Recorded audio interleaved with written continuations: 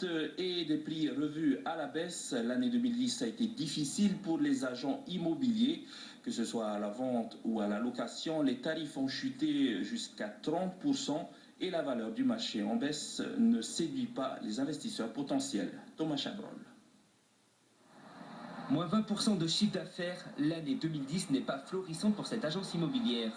Les ventes ont au ralenti et les revenus locatifs rapportent moins, car l'offre actuelle est supérieure à la demande et dans ce contexte de crise, les tarifs sont de plus en plus négociés, jusqu'à 30 000 francs en moins sur un loyer. Par exemple, un F4 qui se louait 220 000, bon, maintenant il se loue dans les 180. Ou encore un F2 qui se louait dans les 130, maintenant on le loue dans les 100 000. Tant mieux pour les locataires, mais pour les propriétaires qui souhaitent vendre leurs biens, la transaction demande quelques sacrifices. On a des propriétaires qui ont du mal à comprendre qu'un marché est en baisse et donc pour vendre, il faut baisser les prix et se mettre au prix du marché. Les professionnels de l'immobilier espèrent une embellie en 2011. La fin du cycle de 5 années de vaches maigres pourrait se terminer. Le marché s'oriente désormais sur des projets nouveaux comme les logements intermédiaires.